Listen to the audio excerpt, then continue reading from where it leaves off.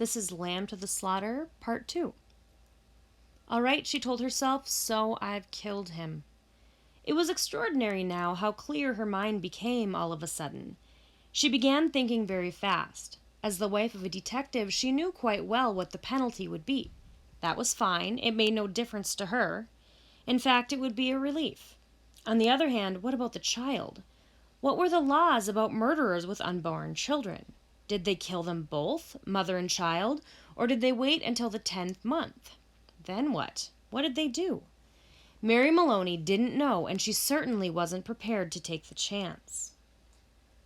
So she realizes that she has killed her husband, and she's kind of okay with the fact that she's probably going to be convicted of murder and put to death. But then she realizes, oh wait, I have a child on the way, and she doesn't really know the laws or what's going to happen to the child. So this is a little bit of a mindset shift for her, because now she realizes she needs to find a way to get away with this. She carried the meat into the kitchen, placed it in a pan, turned the oven on high, and shoved it inside. Then she washed her hands and ran upstairs to the bedroom. She sat down before the mirror, tidied her face, touched up her lips and face. She tried a smile. It came out rather peculiar. She tried again. "Hello, Sam," she said brightly aloud. The voice sounded peculiar, too. "I want some potatoes, please, Sam." "Yes, and I think a can of peas." That was better. Both the smile and the voice were coming out better now. She rehearsed it several more times, then she ran downstairs, took her coat, went out the back door, down the garden, and into the street. So Mary Maloney is going to the grocery store, and she's doing this before she calls the police because she needs to form an alibi. So she goes to her bedroom and tidies up her face, and she practices the words she's going to use when she gets there, so it sounds natural. It wasn't 6 o'clock yet, and the lights were still on in the grocery shop. "Hello, Sam," she said brightly, smiling at the man behind the counter. "Why, good evening, Mrs. Maloney. How are you?" "I want some potatoes, please, Sam." "Yes, and I think a can of peas." The man turned and reached up behind him on the shelf for the peas. "Patrick's decided he's tired and doesn't want to eat out tonight," she told him. "We usually go out on Thursday, you know. And now he's caught me without any vegetables in the house." "Then how about the meat, Mrs. Maloney?" "No, I've got meat, thanks. I've got a nice leg of lamb from the freezer." "Oh." So here's a little bit of dramatic irony, because Sam asks, "Well, how about the meat?" And she says, "Nope, I'm good there. I've got plenty of it."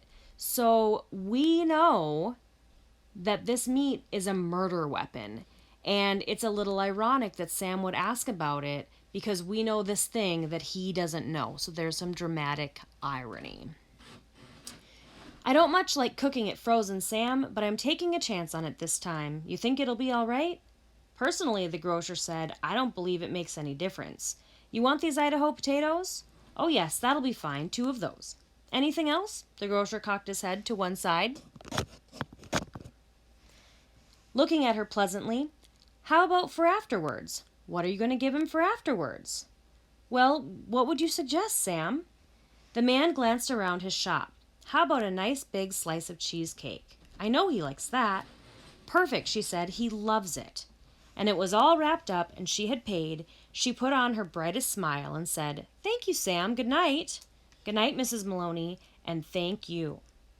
Okay, now she's been seen by someone. She's got an alibi. She spoke of Patrick as if he is still alive. She says, "Oh, he loves cheesecake," not "he loved cheesecake." So as far as anybody else is concerned, everything is good. And now, she told herself as she hurried back, all she was doing now was returning home to her husband, and he was waiting for his supper. And she must cook it good and make it as tasty as possible, because the poor man was tired.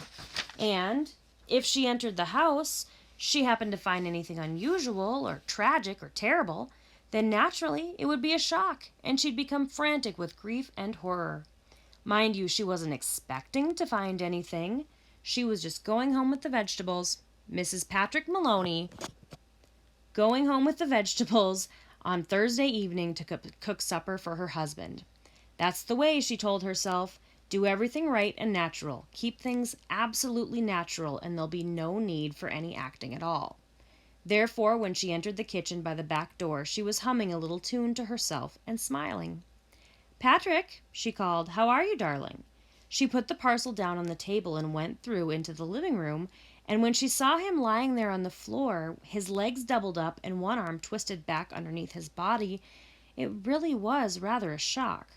All the old love and longing she had for him welled up inside her, and she ran over to him, knelt down beside him, and began to cry her heart out. It was easy. No acting was necessary. A few minutes later she got up and went to the phone. She knew the number of the police station, and when the man on the other end answered, she cried to him, "Quick, come quick, Patrick's dead." "Who's speaking?" "Mrs. Maloney, Mrs. Patrick Maloney." "You mean Patrick Maloney's dead?" "I think so," she sobbed. "He's lying on the floor, and I think he's dead." "Be right over," the man said. The car came very quickly, and when she opened the front door, 2 policemen walked in. She knew them both. She knew nearly all the men at the precinct, and she fell right into Jack Noonan's arms, weeping hysterically. He put her gently into a chair, then went over to join the other one, who was called O'Malley, kneeling by the body. "Is he dead?" she cried. "I'm afraid he is. What happened?" Briefly, she told her story about going to the grocer and coming back to find him on the floor. When she was crying and talking, Noonan discovered a small patch of congealed blood on the dead man's head. He showed it to O'Malley, who got up once and hurried to the phone. Soon other men began to come to the house. First a doctor, then 2 detectives, one of whom she knew by name. Later, a police photographer arrived and took pictures, and a man who knew about fingerprints. There was a great deal of whispering and muttering beside the corpse, and the detectives kept asking her a lot of questions. But they always treated her kindly. She told her story again, this time right from the beginning, when Patrick had come in and she was sewing, and he was tired, so tired he hadn't wanted to go out for supper. She told how she'd put the meat in the oven, it's there now cooking, and how she'd slipped out to the grocer for vegetables and come back to find him lying on the floor. "Which grocer?"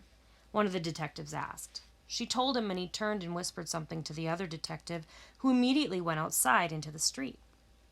In 15 minutes he was back with a page of notes, and there was more whispering, and through her sobbing she heard a few whispered phrases.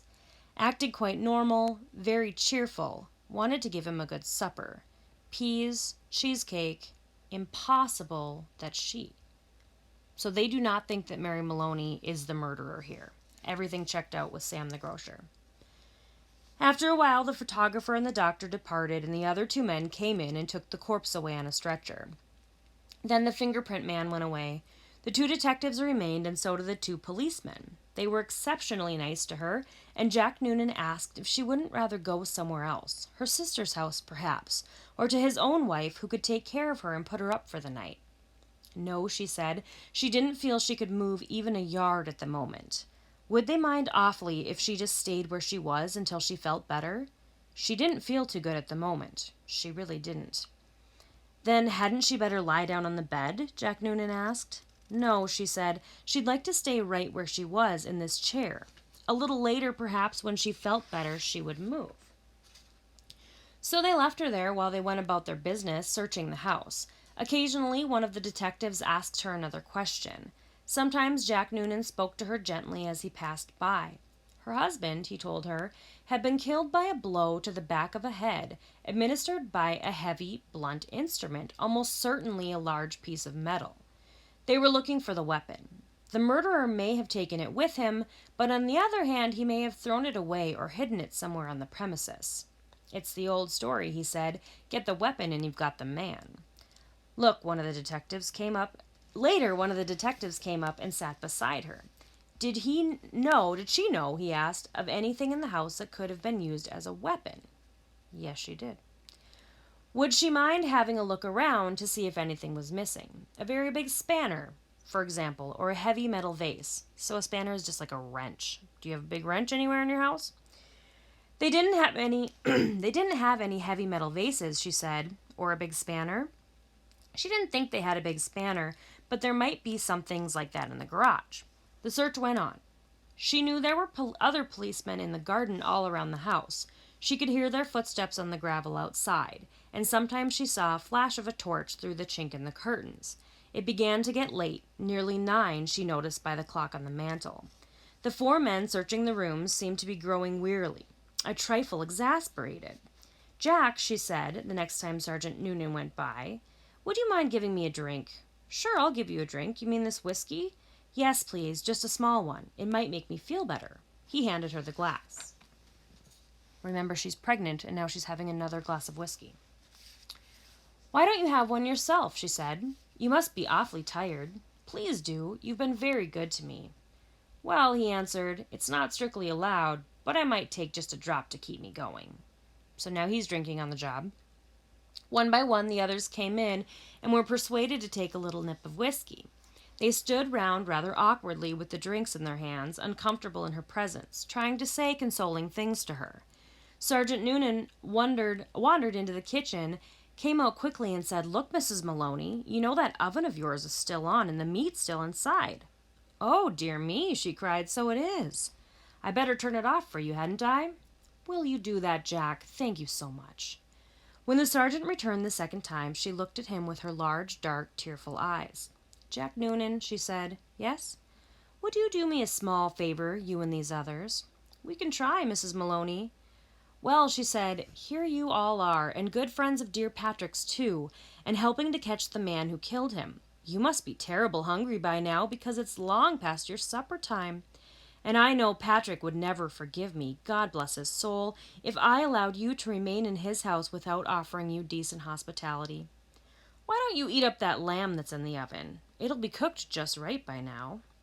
"Wouldn't dream of it," Sergeant Noonan said.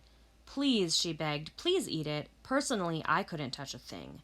Certainly not what's been in the house when he was here. But it's all right for you. It'd be a favor to me if you'd eat it up. Then you can go on with your work again afterwards." So why is this going to be a favor for them to eat the meat for Mrs. Maloney? Because they will be eating the murder weapon.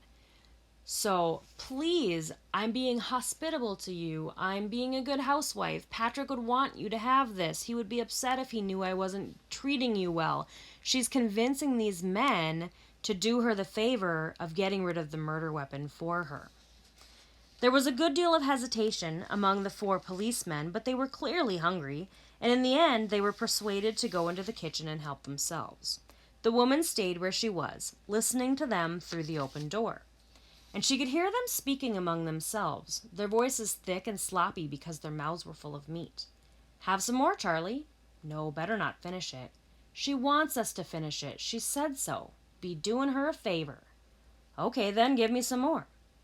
"That's a hell of a big club the guy must have used to hit poor Patrick," one of them was saying. "The doc says his skull was smashed all to pieces just like from a sledgehammer. That's why it ought to be easy to find." "Exactly what I say."